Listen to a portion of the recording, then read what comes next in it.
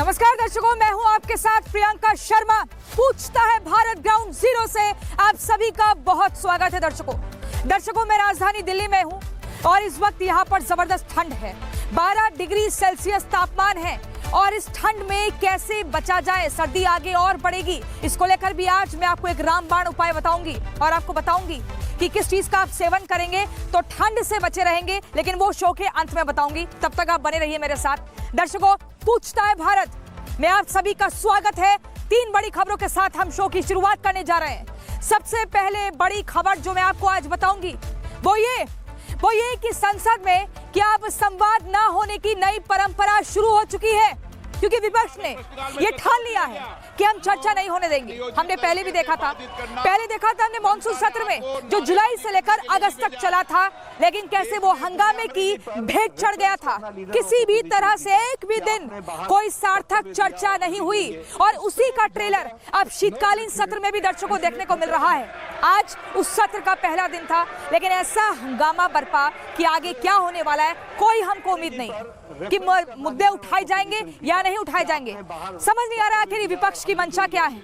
आप देख रहे हैं मेरे बाईं तरफ यहाँ पर संसद भवन है, लेकिन जब मैं वहां देखती हूँ तो बस ये कि आखिर जनता के मुद्दे कब उठाएगा विपक्ष। क्यों बार बार ये हंगामा करता है, क्यों बार हर बार सदन हंगामे की भेंट चढ़ जाती है। दर्शकों, दूसरी बड़ी खबर जो हम आज आपको बताने जा रहे हैं, दिल्ली ब्लास्ट केस में एनआईए की रेड लगातार जारी है और ऐसे में उत्तर प्रदेश की राजधानी लखनऊ से लेकर जम्मू कश्मीर तक लगातार छापेमार कार्रवाई की गई है। आतंकियों के जितने मददगार हैं, आतंकियों के जितने अड्डे हैं, वहां पर जांच एजेंसियां पहुंच रही हैं और वहां पर कड़ियों को जोड़ने का प्रयास हो रहा है। चुन चुनकर सबका हिसाब पूरा किया जाएगा दर्शकों। और इसी बीच एक बड़ा अपडेट ये है कि जैश की मैडम सर्जन, जी हाँ मैडम शाहीन, अब उनके भाई पर भी लगातार शिकंजा कसना शुरू हो चुका है।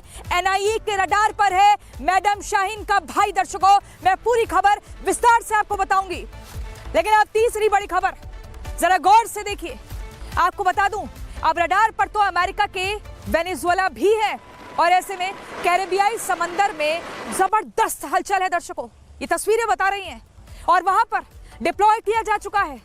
हजारों की तादाद में सैनिकों को तैनात किया जा चुका है, लेकिन सवाल बड़ा ये है कि आखिर ट्रंप के मन में है क्या, ट्रंप की मंशा क्या है। डोनाल्ड ट्रंप क्या कुछ अगला बड़ा कदम उठाने जा रहे हैं जिसका पूरे विश्व भर पर असर पड़ेगा या नहीं, या क्या संदेश देना चाह रहे हैं। लेकिन दर्शकों, आज की सबसे पहले मैं बड़ी खबर आपको बताने जा रही हूं, जरा ध्यान से सुनिए।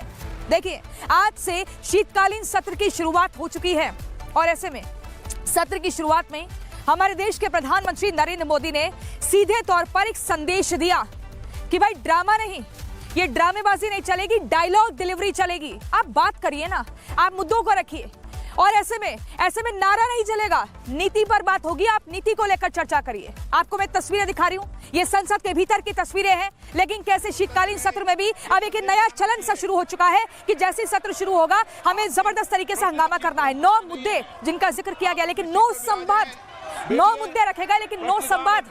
विपक्ष ने कहा कि हमें, सरकार ने कहा था कि एसआईआर पर चर्चा होगी, इसका आश्वासन दिया था, लेकिन चर्चा नहीं हुई। दर्शकों, हम ग्राफिक्स चलाएंगे और आपको एक एक करके बताएंगे और दिखाएंगे। सबसे पहले बड़ा सवाल ये कि आखिर विपक्ष क्यों बार बार सदन की कार्रवाई को इस तरीके से हंगामे की भेंट चढ़ाता है। क्या विपक्ष का मकसद सिर्फ और सिर्फ हंगामा करना है? ये दूसरा महत्वपूर्ण पॉइंट।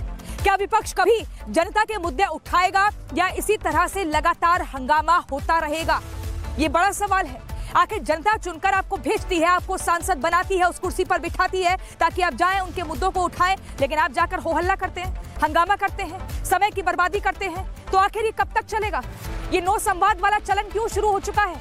देश के प्रधानमंत्री कह रहे हैं कि आप बात करिए, आप डायलॉग रखिए, आप नीति को रखिए, लेकिन आप नारेबाजी करना शुरू कर देते हैं। आखिर कब तक ऐसे ही चलता रहेगा? और सबसे महत्वपूर्ण सवाल दर्शकों ये है कि ऊर्जा क्षेत्र की अगर हम बात करें, हम परमाणु ऊर्जा क्षेत्र की बात करें या फिर उच्च शिक्षा बिल की बात करें, क्या ये सब कुछ हंगामा और ऑल पार्टी एक मीटिंग हुई थी दर्शकों, आपको याद होगा। उस मीटिंग में कहा गया था कि संवाद होगा, सब मिलजुल कर मुद्दे उठाएंगे, बिल पर बात रखेंगे, एक नया कानून बने, अच्छी तरीके से जो जनता है उनको सभी सहूलियत मिले, इस पर बातचीत होगी, मुद्दों को उठाना है। ये ऑल पार्टी मीटिंग में कहा गया था जिसमें सभी दल के नेता थे, लेकिन उसका भी कोई असर नहीं। आखिर क्या मतलब है फिर इसका? और देखिए यहाँ पर अब बड़े बड़े बिल हैं, चाहे उच्च शिक्षा बिल हो, परमाणु ऊर्जा क्षेत्र की बात हो, सब कुछ, किसी पर कोई चर्चा नहीं हो रही है। सवाल ये, क्या इस बार भी शीतकालीन सत्र हंगामे की भेंट ही चढ़ जाएगा? क्या विपक्ष इस बार फिर से जनता का, आपका और हमारा सिर्फ पैसा बर्बाद करेगा? क्या इस बार भी सिर्फ तख्तियां लेकर जाएंगे, माहौल को बनाने का प्रयास करेंगे, सदन के बाहर हो हल्ला करेंगे? क्या ये विपक्ष ने ठान लिया है कि अगर हमारी स्ट्रेंथ है तो फिर हमें सिर्फ सरकार को, सत्ता पक्ष को बोलने नहीं देना है, कोई बिल पर चर्चा नहीं होने देनी है, कानून नहीं बनने देना है? आखिर मकसद क्या है? ये रिपोर्ट देखिए।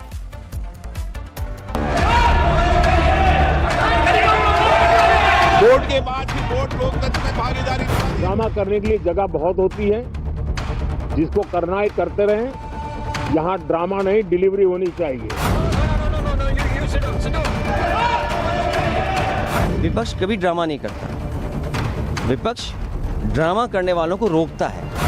आपको नारेबाजी करने के लिए नहीं भेजा। शीतकालीन सत्र का पहला दिन और हुआ वही जिसकी आशंका जताई जा रही थी। राज्यसभा लोकसभा में आज जमकर हंगामा हुआ। लोकसभा की कार्यवाही की शुरुआत दिवंगत अभिनेता और पूर्व सांसद धर्मेंद्र और श्री प्रकाश जायसवाल को श्रद्धांजलि देने से हुई। दिवंगत आत्माओं के सम्मान में मौन रहेगी। इसके बाद महिला क्रिकेट टीम को बधाई दी गई। महिला क्रिकेट विश्व कप 2025 का खिताब जीत लिया है। साथ ही ये सब करने के बाद विपक्षी सांसद फुल फॉर्म में आए और सदन में हंगामा शुरू कर दिया। वोट के बाद फिर वोट लोकतंत्र में भागीदारी निभा दी है। दरअसल प्रधानमंत्री नरेंद्र मोदी ने संसद के शीतकालीन सत्र की शुरुआत से ठीक पहले विपक्षी दलों को सख्त संदेश दिया। अपना दायित्व निभाएं, चर्चा में ऐसे मुद्दे उठाएं, मजबूत मुद्दे उठाएं। और दुर्भाग्य है कि एक आध दो दल तो ऐसे हैं कि वो पराजय भी नहीं पचा पाते। पराजय ने उनको परेशान करके रखा है। लेकिन मेरा सभी दलों से आग्रह है कि शीतकालीन सत्र में पराजय की बौखलाहट का वो मैदान नहीं बनना चाहिए। पीएम मोदी ने विपक्ष से सकारात्मकता का आह्वान किया, लेकिन विपक्ष ने नकारात्मकता का ही परिचय दिया और इसकी शुरुआत राज्यसभा में विपक्ष के नेता मल्लिकार्जुन खड़गे ने की।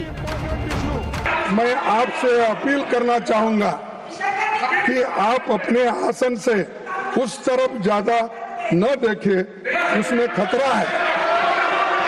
लेकिन उसमें आप इधर नहीं देखेंगे तो ये भी खतरा है। तो इसलिए दोनों तरफ आप संतुलन बना रखेंगे तो अच्छा होगा। खड़गे ने पूर्व उपराष्ट्रपति जगदीप धनखड़ का जिक्र किया तो बीजेपी बिफर गई और खड़गे के बयान को सभापति के अपमान से जोड़ दिया। हमारे बहुत ही सम्मानीय है लीडर ऑफ ऑपोजिशन। ठीक है, आपको बिहार की हार ने, हरियाणा की हार ने, महाराष्ट्र की हार ने काफी तकलीफ पहुंचाई है, लेकिन तकलीफ को डॉक्टर के सामने बोलना चाहिए। तो जब डॉक्टर के सामने वक्त आएगा तो आप बोलिएगा और जब समय आएगा तो बोलिएगा। इस हंगामे के बीच विपक्ष द्वारा उठाए जाने वाले मुद्दे कानून व्यवस्था, दिल्ली ब्लास्ट, पॉल्यूशन, मतदाता सूची का विशेष गहन पुनरीक्षण, वोट चोरी, फॉरेन पॉलिसी, महंगाई, बेरोजगारी और अर्थव्यवस्था हंगामे की भेंट चढ़ गए। सिर्फ अपनी राजनीति चमकाने के लिए आप यहाँ पे ड्रामेबाजी कीजिए और जिसके लिए जनता ने आपको चुन के भेजा है उस सोच को आप पूरा ना करें, ये गलत लोकतंत्र की सोच है। सरकार 3 महीना 13 में आपकी शिकायत पे चुनाव आयोग ने एक प्रक्रिया का पालन किया, ऐसा है अगर आपको उसमें आपत्ति है तो न्यायालय के पास जाइए। ये चुनाव आयोग से जुड़ा हुआ मुद्दा है, ये कोई केंद्र सरकार का लिया हुआ तो फैसला नहीं है। हम लोग चर्चा चाह रहे हैं, लोगों का वोट का राइट का छीनने के लिए एक साजिश हो रही है। बिहार में उसका इम्प्लीमेंट करके दिखाया, उसके बाद उसका पायलट प्रोजेक्ट था बिहार में, अभी ये 12 स्टेट में लेके चले गए। इसका बारे में हम चर्चा चाह रहे हैं। इसका बारे में चर्चा करना नहीं चाहिए सरकार, इसलिए सरकार चर्चा से भाग रही है। विपक्ष सरकार पर चर्चा से भागने का आरोप लगा रहा है। समाजवादी पार्टी ने उत्तर प्रदेश में चल रहे SIR के काम में लगे BLO को लेकर सवाल उठाए हैं। इलेक्शन कमीशन का काम ये है कि ज्यादा से ज्यादा वोट बने, लेकिन इधर भारतीय जनता पार्टी के दबाव में ये कोशिश हो रही है कि ज्यादा से ज्यादा वोट कटे। ये SIR का काम नहीं हो सकता है और बहुत संवेदनशील है, बहुत सावधानी के तहत ये काम करना है। जमीनी हकीकत हम देखते हैं तो बहुत सारे BLO फॉर्म नहीं भर पा रहे हैं, उन्हें दिक्कतें आ रही है अपलोड करने के लिए। SIR हो रहा है उत्तर प्रदेश समेत अन्य राज्यों में, बड़े पैमाने पर बेईमानी हो रही है। आधे से ज्यादा दर्जन BLO ने आत्महत्या कर लिया है, वर्कलोड ज्यादा है। भारतीय जनता पार्टी की कई सूचनाएं मिली हैं कार्यकर्ताओं को, BLO पूरा मोहल्ले का फार्म उन्हें दे देते हैं। सदन की कार्यवाही 19 दिन चलनी है, लेकिन सवाल यह है कि क्या ये 19 दिन प्रोडक्टिव होंगे या फिर संसद का हर दिन हंगामे की ही भेंट चढ़ेगा, क्योंकि कांग्रेस नेशनल हेराल्ड केस में राहुल और सोनिया गांधी पर दर्ज की गई नई एफआईआर से नाराज है, तो उत्तर प्रदेश में समाजवादी पार्टी और बंगाल में टीएमसी मतदाता सूची के विशेष गहन पुनरीक्षण को मुद्दा बना रही है। Bureau report, Republic Bharat. दर्शकों, आपने देखा किस तरीके से बेवजह मुद्दा बनाया जा रहा है हंगामा करने के लिए। ऐसे में सत्ता पक्ष पूरी तरह से तैयार है कि आप आइए चर्चा करिए, लेकिन वही कांग्रेस की सांसद रेणुका चौधरी भी आज गेट नंबर 1 पर अपना पालतू डॉग लेकर पहुंच गई, जिस पर बीजेपी ने आपत्ति जताई। अब उसी संसद परिसर में जो सिक्योरिटी है वो सीसीटीवी के आधार पर जांच पड़ताल में जुट चुका है। ये सब नहीं चलेगा, संसद में आप चर्चा करेंगे। लेकिन दर्शकों, अगली खबर मैं आपको बता दूं, अगली खबर है एनआईए का शिकंजा लगातार कसा जा रहा है। और ऐसे में खबर यह है कि दिल्ली धमाके में शामिल व्हाइट कॉलर आतंकियों पर कड़ी कार्रवाई की जा रही है। आज बड़ा अपडेट यह है कि जम्मू कश्मीर में 8 से 10 जगहों पर जांच एजेंसियां पहुंची और वहां पर रेड किया गया। ये तस्वीरें हम आपको लगातार दिखा रहे हैं। व्हाइट कॉलर आतंकियों के जितने भी मददगार हैं उनको खोजा जा रहा है, उनके खिलाफ कार्रवाई की जा रही है। अब वो चाहे पाताल लोक में छिपे हो, वहां से भी सफेदपोश आतंकियों के मददगारों को खोज निकाला जाएगा। दर्शकों, लेकिन मैं आपको ग्राफिक्स के जरिए बता देती हूं कि आज क्या कुछ और कार्रवाई हुई। आप देखिए ग्राफिक्स, ये देखिए आतंक के खिलाफ एनआईए का एक्शन, ताबड़तोड़ तरीके से कार्रवाई हो रही है। शोपिया के नदीगाम में आतंकी इरफान के घर पर रेड पड़ती है। मैं आपको बता रही हूं कि 8 से 10 जगहों पर रेड पड़ी है। उसके बाद पुलवामा में आतंकी आदिल और मुजम्मिल के घर पर भी तलाशी ली गई है। वहां घर पहुंची है पुलिस की टीम और जांच एजेंसियां। फिर संबुरा में आतंकी आमिर के घर पर भी रेड पड़ी है। इसके अलावा देखिए एनआईए सबूतों की तलाश में छापेमारी कर रही है। जहां जहां ये आतंकी छिपे थे, इनका घर जहां पर था, वहां पहुंच रही है सबूतों को मिलने के लिए, कड़ियां जोड़ने के लिए। लेकिन सभी आतंकी दिल्ली ब्लास्ट से जुड़े हुए हैं। दर्शकों, ये भी मैं आपको बता दूं। और लखनऊ में शाहीन के घर पर भी आज रेड पड़ी है और इसी रेड के चलते जो शाहीन का भाई है वो भी अब एनआईए की जांच एजेंसी के रडार पर आ चुका है। लेकिन एक और महत्वपूर्ण जानकारी मैं आपको दे दूं, अल फलाह यूनिवर्सिटी जो दिल्ली ब्लास्ट के जो हुआ, अल फलाह यूनिवर्सिटी आतंक का अड्डा बन चुकी थी और उसी यूनिवर्सिटी के फाउंडर जवाद अहमद के खिलाफ भी कड़ी कार्रवाई हुई है। आज साकेत कोर्ट में पेश किया गया जवाद अहमद को और उसके बाद 14 दिनों की ईडी को रिमांड दी गई है।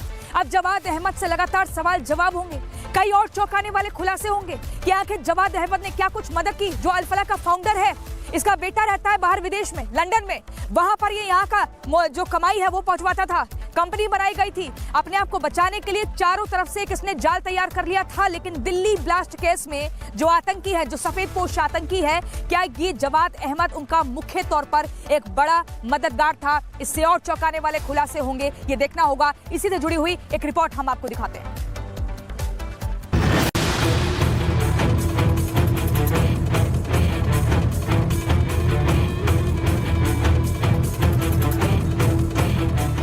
दिल्ली में लाल किले के पास हुए धमाके की जांच तेज हो गई है। एनआईए लगातार दिल्ली को दहलाने वाले आतंकियों पर शिकंजा कस रही है।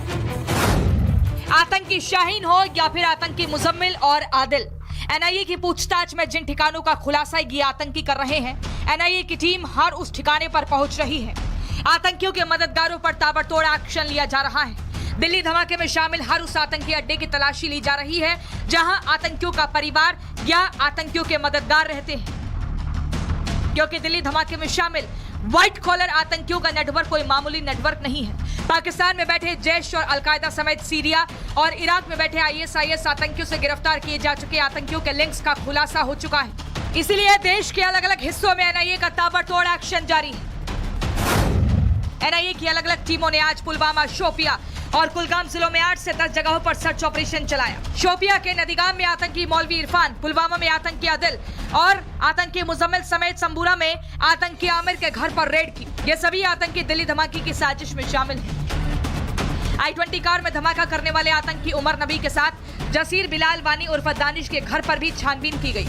जसीर बिलाल वही आतंकी है जिसने भारत में हमास की तरह विध्वंसक रॉकेट और घातक ड्रोन से हमले का प्लान बना रखा था। रेड फोर्ट ब्लास्ट की अगर हम बात करें, उसके बाद जो कनेक्शन सामने आए हैं किस तरह से, चाहे हम कश्मीर घाटी की बात करें, जो डॉक्टर्स है, डॉक्टर्स जिनको हम बता सकते हैं, उनका कनेक्शन कश्मीर घाटी में जो है वो सामने आया है। और उसके साथ साथ अगर हम बात करें किस तरह से आज सुबह सुबह नेशनल इन्वेस्टिगेशन एजेंसी की तरफ से जो है छापे कार्रवाई को अंजाम दिया गया है। जो रेट्स की अगर हम बात करें, इन रेट्स में जो है अभी तक कुछ ऐसे इलेक्ट्रॉनिक गैजेट्स के साथ साथ कुछ ऐसे डॉक्यूमेंट्स स्पेशल इन्वेस्टिगेशन एजेंसी को पहले मिले थे। और उसके साथ साथ इनके घरों पर अगर हम साउथ कश्मीर पुलवामा या उसके साथ साथ अनंतनाग या काजीगुंड की बात करें, जहां नेशनल इन्वेस्टिगेशन एजेंसी की तरफ से रेड की गई।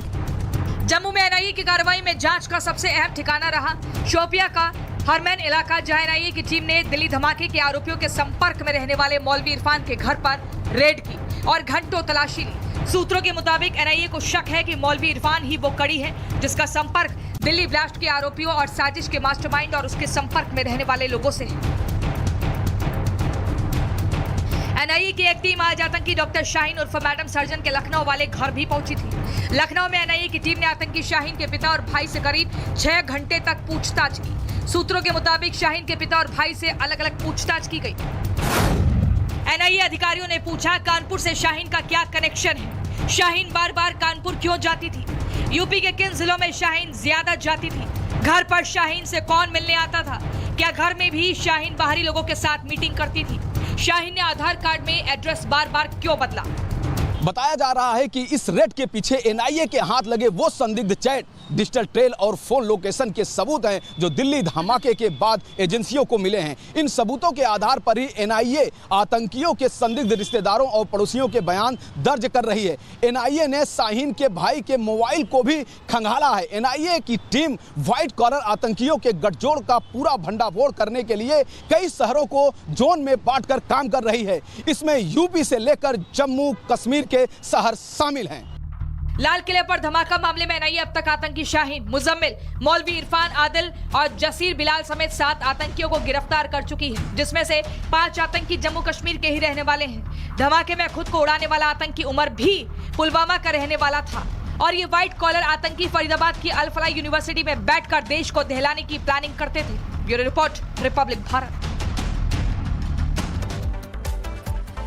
तो ट्रंप के सामने मादुरो ने घुटने क्यों टेके हैं, ये बड़ा सवाल है दर्शकों। मैं आपको बता दूं, अमेरिका और वेनेजुएला में जो तनाव है वो लगातार चरम पर बना हुआ है। ऐसे में अमेरिकी राष्ट्रपति डोनाल्ड ट्रंप ने वहां वेनेजुएला के राष्ट्रपति निकोलस मादुरो को कहा कि तुरंत तत्काल प्रभाव से अपने पद से इस्तीफा दो। इसके बाद क्या हुआ? इसके बाद निकोलस मादुरो ने ट्रंप के सामने गिड़गिड़ाते हुए, हाथ जोड़ते हुए 18 महीने की मोहलत मांगी है। लेकिन सवाल खड़ा होता है कि आखिर क्यों? वहीं कैरिबियन समंदर पर हजारों सैनिकों की तैनाती बढ़ गई है। अब ट्रंप जो है जो चाह रहे हैं वो करवा रहे हैं। ट्रंप ने कह दिया है कि समय दे रहा हूं, जल्द से जल्द अपने पद से इस्तीफा दो। लेकिन ऐसी क्या मजबूरी थी निकोलस मादुरो के सामने कि उन्हें डोनाल्ड ट्रंप के आगे झुकना पड़ा, वहां पर हाथ जोड़ने पड़े और 18 महीने की मोहलत मांगनी पड़ी? आखिर ऐसी वजह क्या है? और क्या सच में निकोलस मादुरो अपने पद से इस्तीफा दे देंगे? क्या वो डोनाल्ड ट्रंप से डर गए हैं? देख रिपोर्ट।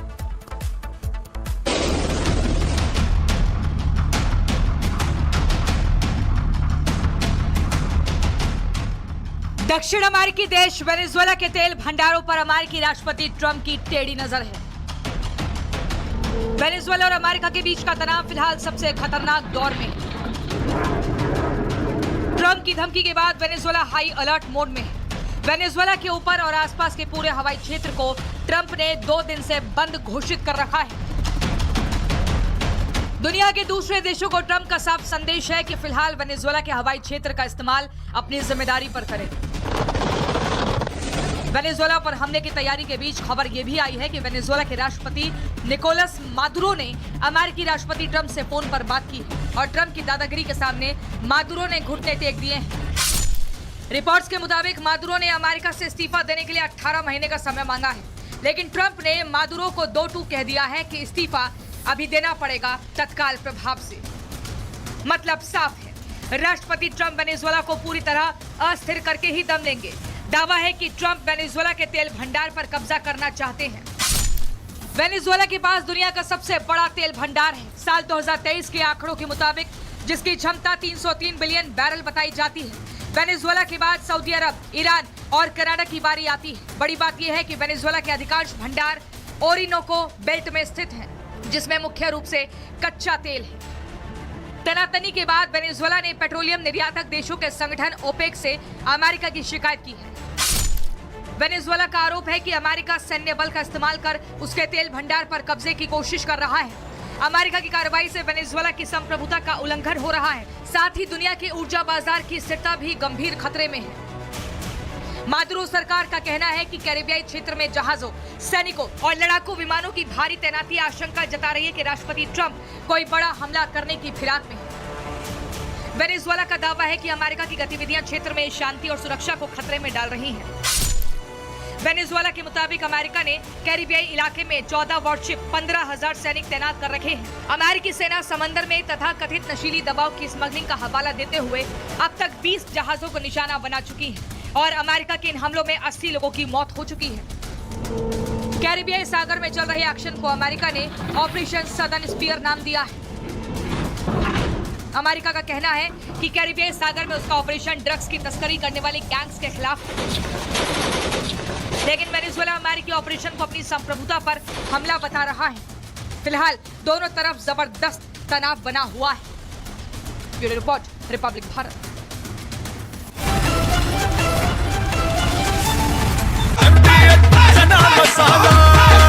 अब छोलिया हो या लोबिया, सफेद चने या काले चने, सब कुछ मजेदार बने।